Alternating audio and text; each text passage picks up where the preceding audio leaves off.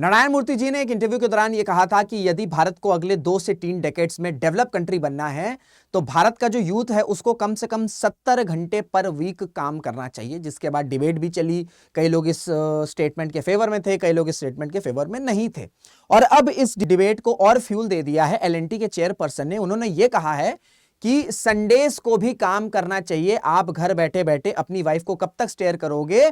I wish मैं आपसे Sunday को भी काम कराता। और उन्होंने कहा है कि एटलीस्ट 90 आवर्स पर वीक जो है वो यूथ को, इंडिया का जो वर्क फोर्स है उसको काम करना चाहिए। तो आज जो है हम इसी डिबेट को डिकोड करने की कोशिश करेंगे, डेटास के थ्रू समझने की कोशिश करेंगे कि एक्चुअल में जो इंडियंस हैं वो कितने घंटे काम कर रहे हैं compare to other countries, and जितना ज्यादा काम कर रहे हैं क्या इंडियंस उस कंपेयर में पे पा रहे हैं, वो भी हम कंपेयर करेंगे डेवलप कंट्रीज से। और ये भी समझेंगे कि जो लॉन्ग वर्किंग आवर्स है उसके प्रोस क्या है, उसके कॉन्स क्या है, और ये जो मिथ है कि ज्यादा देर या ज्यादा घंटे काम करने से प्रोडक्टिविटी बढ़ती है, इसको भी जो है हम समझने की कोशिश करेंगे। तो बहुत इंटरेस्टिंग वीडियो होने वाला है, एंड तक जरूर बने रहेगा। पूरा डेटा जो है आपके सामने समझाने की, ओपन करने की कोशिश करेंगे।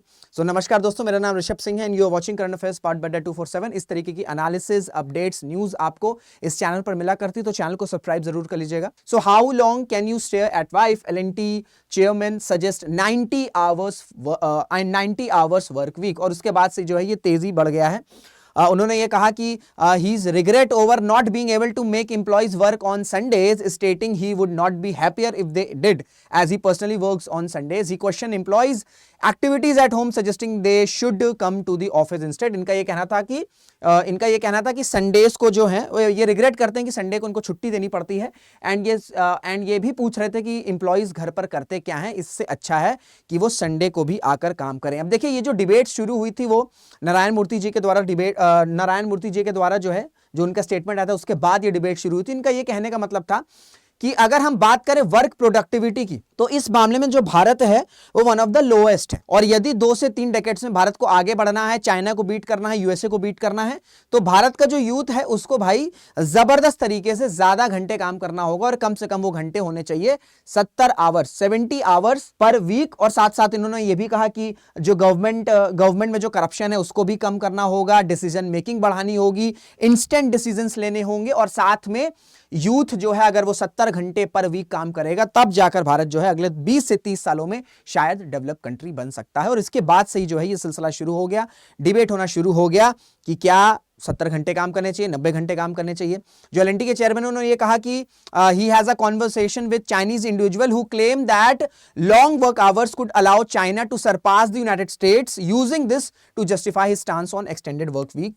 जो क्योंकि जब इन्होंने ये बोला 90 घंटे काम करने चाहिए, उसके बाद बड़े लेवल पर डिबेट शुरू हो गई। कई लोगों ने क्रिटिसाइज भी किया कि आप ये क्या कह रहे हैं, 90 से सीधे आप 70 पर पहुंच गए। तो फिर स्टेटमेंट आता है जहां पर ये बोला कि इन्होंने कॉन्वर्सेशन करी थी चाइनीज वर्कर के साथ, और उन्होंने कहा था या चाइनीज एम्प्लॉइज के साथ, और वहां पर चाइनीज एम्प्लॉइज ने बताया था कि वो यूएसए को, चाइना जो है वो कैसे यूएसए को कंपीट करने के लेवल पर आ गया। वो उसका मेन रीजन ये है कि जो चाइनीज हैं वो बहुत ज्यादा घंटे जो है काम करते हैं, और यही जो लॉन्ग वर्किंग आवर्स है यही आपका एक लिबर्टी दिया है चाइना को कि जो चाइना है वो यूएस को कंपीट कर रहा है या आने वाले टाइम में उसको डिफीट भी कर दे। तो अब हम कुछ डेटा से समझते हैं, ठीक है। और ये जो सारे डेटाज हैं ये आपको इंटरनेशनल लेबर ऑर्गेनाइजेशन हो गया, वर्ल्ड इकोनॉमिक फोरम हो गया, मैं सारे डेटा वहीं से लेके आया हूं, सो दैट आपको क्लियरिटी सारी चीजें क्लियर हो जाएंगी। तो अब हम बात करते हैं कौन से देश में कितने परसेंटेज ऐसे इंप्लॉइज हैं जो 49 घंटे या 49 घंटे से ज्यादा काम करते हैं एक हफ्ते में। सबसे ज्यादा जो है वो इंडियंस हैं विद 51%। सेकंड नंबर पर बांग्लादेश 47% के साथ। लेकिन अब जो है इस पर डाउट किया जा सकता है क्योंकि अब बांग्लादेश में एक इंटरिम सरकार बन चुकी है, वहां पर जो इकोनॉमी बढ़ रही थी वो डिसरप्ट हो चुका है। लेकिन जो पहले नंबर था वो 47% है। इसके ठीक बाद यूएई है 39%। और अब कंसर्निंग देखिए या जो भी डेटा समझिए कि जो डेवलप कंट्रीज हैं USA and UK, that is England, वहां पर 13% ही ऐसे इंप्लॉइज हैं जो 49 घंटे या उससे ज्यादा काम करते हैं एक हफ्ते में। और इंग्लैंड में वो नंबर 11% है, ठीक है। इंग्लैंड में वो जो नंबर है वो 11% है। एक ये डेटा हो गया, ठीक है। तो ऑलरेडी 51% इंडियन इंप्लॉइज ऐसे हैं जो 49 और मोर आवर्स पर वीक काम कर रहे हैं। क्लियर हो गया। नेक्स्ट डेटा पर चलते हैं। Average working hours per week, उसमें भी अगर हम देखें तो 46.7% वो है जो 50,000 से 50 आवर्स जो है उससे ऊपर है। फिर चाइना आता है 46.1%, बहुत ही क्लोज है। यूएसए 38% है, ठीक है, ये भी आईएलओ का ही डेटा है। और जापान 36.6 है एंड 35.9% आपका क्या, या 35.9 जो घंटे हैं वो क्या है, ये एवरेज वर्किंग आवर्स है, ठीक है। ये परसेंटेज ऑफ एम्प्लॉइज था कि कितने परसेंटेज ऑफ एम्प्लॉइज हैं जो 49 और 49 घंटे से ज्यादा काम कर रहे हैं, और ये average working hours per week है। तो उसमें 46.7 जो वर्किंग आवर्स है वो इंडिया में 46.1 है, 38 आपका यूएसए में है, 36.6 जापान में है। ये एक टाइम पर बहुत ज्यादा हुआ करता था, लेकिन अब जो है जापान में क्योंकि बर्थ रेट इतने कम होते चले जाते हैं, इतने कम होते चले जा रहे हैं, फर्टिलिटी कम होती चली जा रही है, तो सरकार ने कई सारे इनिशिएटिव्स निकाले हैं सो दैट जापानीज वर्कर्स जो जापानीज इंप्लॉइज हैं जो इतने घंटे काम कर रहे हैं एटलीस्ट वो कुछ ब्रेक लें। तो शायद इस वजह से डेटा में थोड़ा सा आपको कमी दिख रही है। यूके है आपका 35.9 आवर्स पर वीक। अब जो है सबसे इंपॉर्टेंट बात, आपको अगर आप किसी कंपनी में जॉब कर रहे हो, किसी स्टार्टअप में जॉब कर रहे हो, या खुद का बिजनेस कर रहे हो, या किसी गवर्नमेंट सेक्टर में जॉब कर रहे हो, तो आपका सबसे इंपॉर्टेंट मोटिवेशन होता है मनी। भाई जब तक मनी नहीं आएगा ना, वो सब बात की बात होती है कि आप पीस है, सेटिस्फैक्शन है, हसल है, ये सारी चीजें क्यों हो रही हैं? सो दैट आपके पास पैसे हो और आप एक अच्छी लाइफस्टाइल जी सकें, आप अपनी वो लाइफस्टाइल अपने घर वालों को दे सकें। सारा जद्दोजहद जो है, जो हम ये काम कर रहे हैं, जो आप वीडियो देख रहे हैं, या जो मैं वीडियो बना रहा हूं, सब कुछ पहला जो मोटिव है वो हम मनी का है, सो दैट हम फाइनेंशियली हम सिक्योर हो सके। उसमें अगर हम देखेंगे, अगर हम मंथली मिनिमम वेजेस की बात करें तो इंडिया में भैया वो $220 है। इंडिया में 51% ऐसे एम्प्लॉइज हैं जो 49 घंटे से ज्यादा काम कर रहे हैं एक वीक में।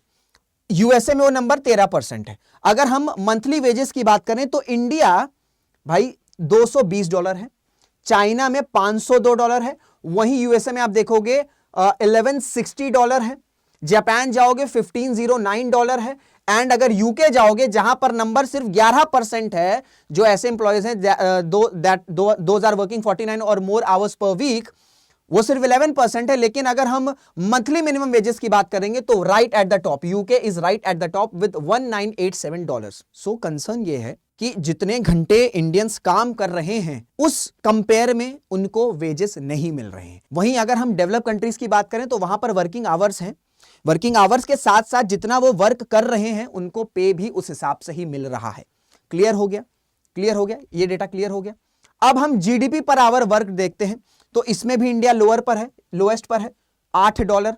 चाइना में का भी कुछ खास नहीं, $15, Japan $42, UK $59 and USA with $70। और ये आपका जीडीपी कांस्टेंट रहा है 2017 इंटरनेशनल डॉलर एट पीपीपी इन 2023। ये आईएलओ, ये सारे जो डेटाज हैं ये आपको आईएलओ के ही, इंटरनेशनल लेबर ऑर्गेनाइजेशन के हैं, तो ऑथेंटिकेटेड डेटा है। अब एक और हम बात करते हैं ऑक्यूपेशनल फर्टिलिटीज, इंपॉर्टेंट है। इसमें India right at the top 11.4, उसके बाद चाइना, फिर यूएसए 5.3, फिर जापान 1.5 और यूके 0.8।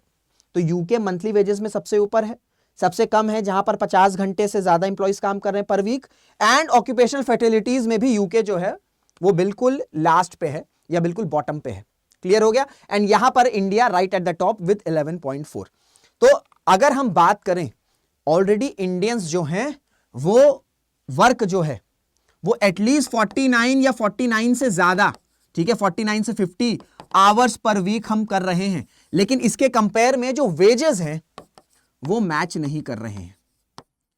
सपोज दैट आपने यूपीएससी का मोटिवेशन, यूपीएससी को क्रैक करने का मोटिवेशन बना लिया है, टाइम टेबल वगैरह सब बना लिया है, अब वो मोटिवेशन अगर हार्डवर्क में नहीं कन्वर्ट हो रहा है तो आपका रिजल्ट नहीं आएगा।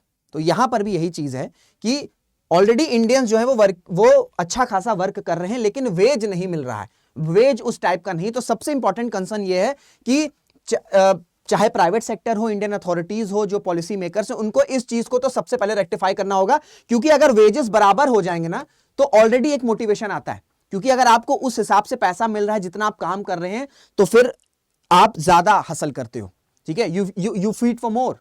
अगर आपको ज्यादा मिल रहा है, आप जितने घंटे काम कर रहे हो उस हिसाब से आपको वेजेस मिल रहे हैं, आप चाहोगे यार मैं और करता हूं फिर सो दैट मैं और पैसे कमाऊंगा। सो ये एक कंसर्निंग डेटा है कि ऑलरेडी जो है इंडियंस में वो एक लॉन्ग वर्किंग आवर्स तो है लेकिन वेजेस मैच नहीं कर रहे हैं। ठीक है, तो इसको भी रेक्टिफाई करना, इसको भी सही करना बहुत ज्यादा जरूरी है, तो ऑटोमेटिकली मोटिवेशन आ जाएगा। अब थोड़ा सा और वर्किंग आवर्स को डिस्ट्रीब्यूट करके देखते हैं।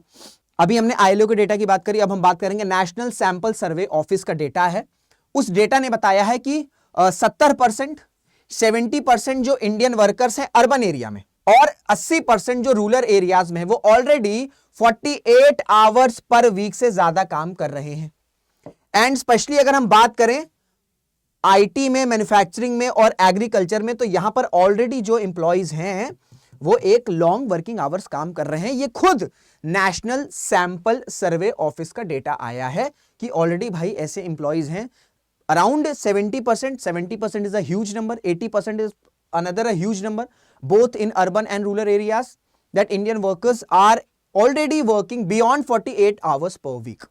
क्लियर हो गया? And specially in IT, manufacturing and agriculture. और अगर हम ये तो आप समझ लीजिए ऑर्गेनाइज सेक्टर हैं, जो अनऑर्गेनाइज सेक्टर हैं वहां पर तो आपको क्लियरली डेटा भी नहीं मिलता है कि कितने घंटे काम चल रहे हैं, कितने घंटे काम नहीं चल रहे हैं। आप देखते होंगे कि रात में भी आपके सोसाइटी में, अगर आप किसी सोसाइटी में रह रहे हो, specially urban city, metro cities में, वहां पर रात में भी कंस्ट्रक्शन शुरू हो जाता है। आप सो रहे हो, कंस्ट्रक्शन चल रहा है, तो वहां अगर हम अनऑर्गेनाइज सेक्टर की बात करें तो वहां पर तो हमें एज सच डेटा भी अवेलेबल नहीं है। क्लियर हो गया? अब थोड़ा सेक्टर वाइज अगर हम ब्रेक डाउन करें, अगर हम आईटी और स्टार्टअप्स की बात करें तो यहां पर ऑलरेडी जो प्रोफेशनल्स हैं रिपोर्ट्स के अकॉर्डिंग वो 50 से 60 आवर्स पर वीक काम कर रहे हैं और कभी कभी वो 70 आवर्स भी हो जाता है जब प्रोजेक्ट की डेडलाइन आती है। कोई भी यहां पर अगर आईटी प्रोफेशनल है उसको पता होगा कि ये प्रोजेक्ट की जो डेडलाइंस होती हैं, इसको प्रोजेक्ट को विद इन डेडलाइंस कंप्लीट करना कितना ज्यादा इंपॉर्टेंट टास्क हो जाता है। मैन्युफैक्चरिंग एंड रिटेल में बात करें तो यहां पर भी 50 से 65 आवर्स पर वीक चल रहा है। गिग इकोनॉमी की बात करें तो यहां पर भी आपको अराउंड 60 आवर्स पर वीक आपको देखने को मिल जाएगा। एंड जो डिलीवरी पर्सनल्स वो तो आप देखते हैं आज की डेट में specially in the metro cities, रात में 2-2, 3-3 बजे भी लोग ऑर्डर करते हैं एंड जो डिलीवरी बॉयज होते हैं, जो डिलीवरी पर्सन होते हैं वो आके डिलीवर करते हैं। ठीक है, प्रोडक्टिविटी की बात करते हैं। अब सबसे इंपॉर्टेंट है कि क्या लॉन्ग वर्किंग आवर से प्रोडक्टिविटी दुगनी, तिगनी, चौगनी होती है? क्या डायरेक्टली प्रोपोर्शनल का रिलेशन है? इसको भी देखते हैं। स्टडीज ने बताया है कि कोई भी इंप्लॉय अगर 50 घंटे पर वीक से ज्यादा काम करेगा तो अराउंड उसके में जो प्रोडक्टिविटी है वो रिड्यूस होगी, एरर्स बढ़ेंगे, एरर रेट्स बढ़ेंगे और एक बर्नआउट की फीलिंग भी आएगी। एक बर्नआउट होगा आदमी यार काम, आप ही देखो ना, आप अगर आप पढ़ते हो यूपीएससी या किसी भी कॉम्पिटेटिव एग्जाम्स के लिए, इफ यू आर प्रिपेयरिंग, आप 4 से 5 घंटा अगर एक स्ट्रेच में पढ़ लेते हो ना, बर्नआउट हो जाते हो, यू नीड ब्रेक। तो इसी तरीके से स्टडीज का यह मानना है कि कोई भी इंप्लॉय अगर 50 आवर्स पर वीक से ज्यादा कर रहा है, दैट मींस प्रोडक्टिविटी रिड्यूस होगी, एरर रेट्स हाई हो जाएंगे। भाई अगर आप बर्नआउट में हैं, आपका वो कंसंट्रेशन लेवल नहीं है, तो ऑब्वियस सी बात है एरर रेट्स आ सकते हैं एंड बर्नआउट तो है। फिर वर्ल्ड इकोनॉमिक फोरम की एक रिपोर्ट आई है जहां पर यह बताया है कि जो हाई प्रेशर एनवायरमेंट है, जहां पर प्रेशर है, टारगेट डेडलाइन का प्रेशर है, टारगेट को विद इन डेडलाइन कंप्लीट करना है, वहां पर ऐसी सिचुएशन में जो एम्प्लॉइज हैं उनकी 20 से 30% जो प्रोडक्टिविटी है या जो एफिशिएंसी है वो ड्रॉप हो जाती है, कम हो जाती है जैसे ही वो 55 आवर्स पर वीक को क्रॉस करते हैं।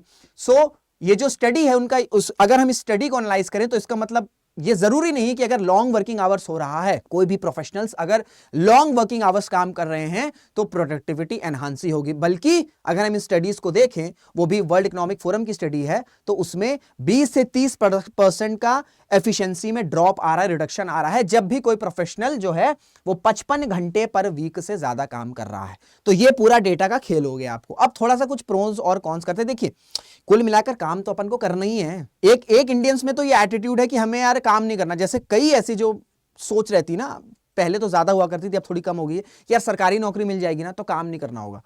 तो वो एटीट्यूड में बदलाव आ रहा है, लेकिन ये एटीट्यूड भारत में है, तो ये एटीट्यूड से आपको निकलना होगा। लेकिन ऑलरेडी ऐसे प्रोफेशनल्स हैं कई सेक्टर्स में जो लॉन्ग वर्किंग आवर्स काम कर रहे हैं, तो हमें काम तो करना है लेकिन हमें एक लिमिट लगानी होगी। ठीक है, हमें एक लिमिट लगानी होगी, हमें समझना होगा कि कितना जो है ये बियॉन्ड है, या ये दिस इज द लिमिट। अब प्रोज एंड कॉन्स की थोड़ी सी बात कर लेते हैं। देखिए, अगर आप ज्यादा काम करेंगे तो ऑब्वियस बात है आउटपुट बढ़ेगा, आपके करियर एडवांसमेंट भी होंगे। अगर आप किसी कंपनी में एक छोटे लेवल पर स्टार्ट कर रहे हो, आप अगर हसल कर रहे हो, काम कर रहे हो, तो आप जल्दी जो है प्रमोशन ग्रोथ का आपको प्रॉस्पेक्ट्स मिल जाते हैं। टीम बॉन्डिंग बहुत अच्छी होती है भाई। इकोनॉमिक एक एक हाई प्रेशर जोन है, आपकी टीम है, सबको भाई ये लग रहा है यार कि अगर टारगेट मीट नहीं होगा तो हम कहीं फायर ना हो जाए, तो ऐसे में एक टीम बॉन्डिंग बनती है, और एक वो टीम बॉन्डिंग जो बनती है ना, जहां पर सब एक दूसरे को सपोर्ट कर रहे हैं, that is a very good thing, that is beyond money, that is human relationships. फिर इकोनॉमिक बेनिफिट्स तो रहेगा भाई, ज्यादा काम करोगे, अब ज्यादा अगर एडवांसमेंट बढ़ोगे तो आपके पैकेजेस भी बढ़ेंगे, कॉन्स भी हैं,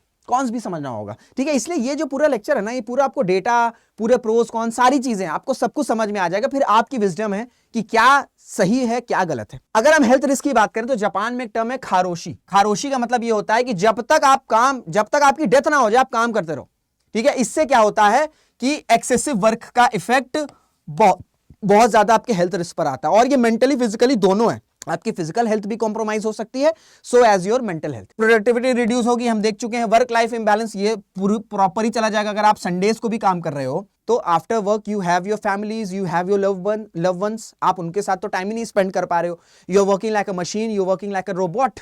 लेकिन हम इंसान हैं, हमारे इंसान के इमोशंस हैं, तो वर्क लाइफ बैलेंस बहुत ज्यादा जरूरी है। लेकिन अगर इतना लॉन्ग वर्किंग आवर्स है तो आपकी वर्क लाइफ बैलेंस बहुत ज्यादा खराब हो जाती है। That leads to frustration, that leads to mental fatigue. फिर एरर्स एंड सेफ्टी कंसर्न्स मैं आपको बता ही चुका हूं। 2020 में एक रिपोर्ट आई थी जहां पर यह बताया गया था कि जो हेल्थ वर्कर्स हैं, अगर वो, क्योंकि हेल्थ वर्कर्स में तो आप देखते हैं कि कितने ज्यादा घंटे काम होते हैं, ठीक है, 12-12, 13-13 घंटे की शिफ्ट्स रहती है, तो वहां पर मेडिकल एरर्स के चांसेस बहुत ज्यादा बढ़ जाते हैं। और ये स्टडीज आपकी लिविंगस्टन और डेविस वैगनर के द्वारा रिलीज करी गई थी साल 2020 में। क्यों करी गई थी? क्योंकि आपको पता है 2020 वॉज द ईयर ऑफ कोविड-19। अब थोड़ा सा और कुछ केस स्टडीज को देखते हैं। जापान के अगर हम वर्क कल्चर को देखें तो यहां पर मैंने आपसे बताया था खारोशी इज अ टर्म, ठीक है, खारोशी इज द टर्म, मतलब जब तक मर ना जाओ काम करते रहो। तो जापानीज इतने ज्यादा काम कर रहे थे, इतने ज्यादा वो फटीग हो गए हैं कि वहां पर बर्थ रेट डिक्लाइन होने लग गया। सोसाइटी में लोग अकेले रहना चाह रहे हैं, लोग शादी नहीं करना चाह रहे हैं, बर्थ रेट डिक्लाइन हो रहा है, लोग फैमिली नहीं बनाना चाह रहे हैं क्योंकि इतना ज्यादा प्रेशर है। तो इस वजह से जहां हम ये बात कर रहे हैं, इंडिया में बात हो रही है कि हमें संडेज को भी काम करना चाहिए, जापान की सरकार ये कह रही है कि we should look for 4 day work week, so that जो 3 दिन है उसमें इंप्लॉइज जो हैं वो रिलैक्स रहें, वो घर पर अब टाइम स्पेंड करें, एक फैमिली बनाएं, सो दैट जापान की जो फर्टिलिटी है, जो बर्थ रेट है वो बढ़ सके। जापान की एक केस स्टडीज हो गई। फिर अगर हम टेक्नोलॉजिकल स्टार्टअप्स की बात करें, क्योंकि ज्यादातर जैसे जो टेस्ला है या जो इंडियन स्टार्टअप्स है, इलॉन मस्क है, लोग यही कहते हैं कि आपको ज्यादा घंटे काम करने हैं, जितना ज्यादा घंटे काम करोगे उतनी ज्यादा प्रोडक्टिविटी बढ़ेगी। और वो एटलीस्ट 80 से 100 घंटे की बात करते हैं। इलॉन मस्क का अगर आप स्टेटमेंट देखोगे तो वो भी इसी तरीके के स्टेटमेंट पर है कि 80 से 90 घंटे काम होने चाहिए पर वीक। लेकिन सबसे ज्यादा जो बर्नआउट है, ठीक है, और जो मेंटल हेल्थ या जो हेल्थ कंसर्न्स है, वो भी आपका टेक्नोलॉजिकल स्टार्टअप्स में रहते हैं। Specially startup in the name of hustle culture हम देखते हैं कि मल्टीपल काम्स हो रहे हैं, एक ही इंप्लॉय है, मल्टीपल काम कर रहा है, शिफ्ट चलती चली जा रही है, कोई फिक्स रूटीन नहीं है, कब आना है कब जाना है। तो इस वजह से 60% ऐसे इंप्लॉयज होते हैं इन स्टार्टअप्स में जिन पर मेंटल हेल्थ कंसर्न्स होते हैं। तो ये पूरा आपको मैंने डेटा समझा दिया, क्या डेटा है, कितने ऑलरेडी जो है इंडियंस जो है वो लॉन्ग वर्किंग आवर्स कर रहे हैं, उस हिसाब से उनको वेजेस भी नहीं मिल रहे हैं कंपेयर टू अदर कंट्रीज। हमने सारी चीजें देख ली, प्रोस भी देख लिया, कॉन्स भी देख लिया, सेक्टर वाइज डिस्ट्रीब्यूशन भी आपको समझा दिया। Now it's up to your wisdom. अब आप बताइए क्या भारत को लॉन्ग वर्किंग आवर्स करने चाहिए? ऑलरेडी हम वर्किंग आवर्स कर रहे हैं, ठीक है। आप ये जो स्टेटमेंट्स आ रहे हैं, आपकी इस पर क्या राय है? अपनी राय, अपने विजडम,